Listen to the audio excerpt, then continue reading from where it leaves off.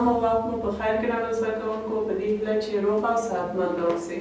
ګرانو زده کوونکو 9 ګردۍ میز ده چې زه تاسو سره یم او په دې ګردۍ میز کې ګرانو زده کوونکو هغه سوالونه چې په 8 ګردۍ میز کې تاسو د تختې په سر لیکل شوي وو نو تاسو د هغوی ځوابونه په کومنټ کې موږ سره شریک کړئ چې هماغه ځوابونه یو ځل بیا تاسو ته مرور کیږي که کوم ځواب پاتې وي یا هم کوم ځواب غلط وي یا مشکل درلوده نو تاسو ته اصلاح کیږي او ویل کیږي.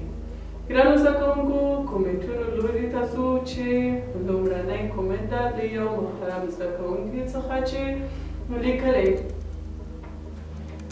سوال یې داسې و چې د زاویې د سرعت واحد څه دی؟ په ځواب کې لیکلی دا د هغه زاویه ارزښت دی چې د وخت په هر واحد کې سفر کوي چې واحد یې په ثانیه کې راډیان دی.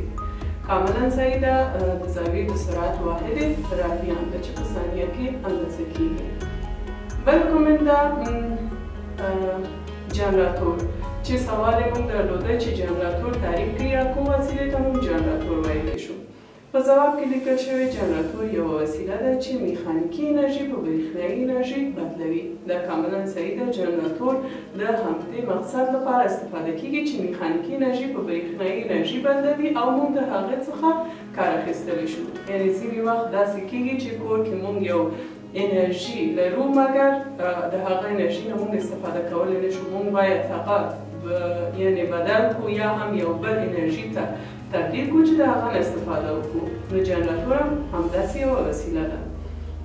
بل کومنټ ده څپې له یوې نقطې څخه بلې نقطې ته د اهتزازونو د انتقال څخه عبارت دی چې هم انرژي هم معلومات لیږدوي. سوال یې و چې څپې څه ته ویل کېږي یا موج څه ته وایي یا تعریف کې. نو دا محترم زده کوونکي چې لیکلي دا هم بیخي صحیح ده چې هم انرژي هم معلومات لیږدوي او د یوې نقطې څخه بلې نقطې ته د اهتزازونو له انتقال څخه عبارت دی. کاملا صحیح ده. بل کومنټ ته ځو. دا کومنټ د مساوي وکتورونو په اړه دی چې یو سوال یې و مساوي وکتورونه کوم وکتورونو ته موږ وایو. مساوي وکتورونه هغه وکتورونه دي چې اوږدوالی او لوری یو شان وي. یعنې هم اوږدوالی او هم جهت یو شان وي. دې ته موږ مساوي وکتورونه ویلی شو. بل کومنټ ده چې د یو شی په واحد کې حجم کې د کتلهیز مقدار څرګندول د یو شی د وزن او سپکوالي اندازې ته کثافت ویلی شو. صحیح ده. د کثافت تعریف چې موږ حجم کله چې د حجم واحد کتلهیز مقدار ته یا د هغه د وزن او سپکوالي اندازې ته موږ پیدا کړو یا اندازه کولو لپاره چې استفاده کوو دې ته موږ کثافت ویلی شو.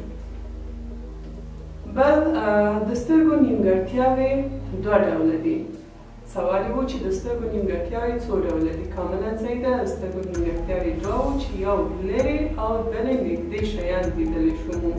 یعنې ځینې کسان چې مشکل لري نیمګړتیاوې دا ده چې ځینې کسان نږدې شیان او ځینې کسان یې هم لرې شیان لیدلی شي. بل کومنټ ده چې د نیوټن ضربي نظریه. د نیوټن ضربي نظریه نیوټن په دې باور و چې د کوچنیو ذراتو نور د کوچنیو ذراتو سیلاب دی چې د نور سرچینې څخه په تیز سرعت او په مستقیم کرښه په فضا کې خپرېږي. کاملا صحیح ده. نیوټن همدا باور درلوده چې د ضربي ذراتو په اړه خپل هماغه نظریه وړاندې کړ. بل سوال یې و چې حرکت تعریف کړي یا حرکت څه ته ویل کېږي. حرکت د شاوخوا جسمونو په اړه د یو شی د موقعیت بدلون ته موږ حرکت ویلی شو. کاملا صحیح ده. کله چې موږ د یو ځای نه حرکت کوو یا د یو ځای نه بل ځای ته ځو نو دا د حرکت په واسطه کېږي. یعنې زموږ موقعیت بدلون مومي. دې ته موږ حرکت ویلی شو. بل کومنټ ده ارتجاعي قوه چې ارتجاعي قوه د ځینو جسمونو داخلي ملکیت دی چې د جسمونو د شکل او اوږدوالي بدلون سره مقاومت کوي او د شکل د بدلون وروسته خپل مبدئي حالت یا اولنی حالت ته راستنیږي یا بیرته ګرځي. کاملا صحیح ده. یو بل کومنټ ده چې زموږ یو محترم زده کوونکي لیکلی بل یو محترم زده کوونکي سلام ویلی او داسې مننه کړې ده زموږ د برنامې څخه چې تاسو نه مننه کوم چې زموږ برنامه ګوري او زموږ څخه ملاتړ کوي. بل کومنټ دا چې د ترانسفارمر تعریف دا یو بریښنایي وسیله ده چې د بریښنا ولتاژ لوړولو او ټیټولو لپاره کارول کیږي. همداسې چې جنراتور و ګرانو زده کوونکو یو وسیله و، همداسې ترانسفارمر چې زموږ زده کوونکي لیکلي دا کاملا صحیح ده چې د بریښنا یا د برق ولتاژ د ټیټولو یا هم لوړولو لپاره د ترانسفارمر نه موږ استفاده کوو. یا ځینې وخت دا چې برق ځي او راځي ځینې شیان چې برقي وي هغه خرابوي، نو د هغوی د مخنیوي لپاره چې خراب نشي موږ د ترانسفارمر نه استفاده کوو. بل یو کومنټ ده چې یو زده کوونکي سلام لیکلی، علیکم السلام، مننه له تاسو څخه. ښه محترمو زده کوونکو دا و د سوالونو ځوابونه چې تاسو ته مونږ وویل. مننه کوم له هغه ټولو زده کوونکو څخه چې د سوالونو ځوابونه لیکلي وو او کومنټ یې کړي وو. نو زموږ د میز همدلته پای ته رسیږي.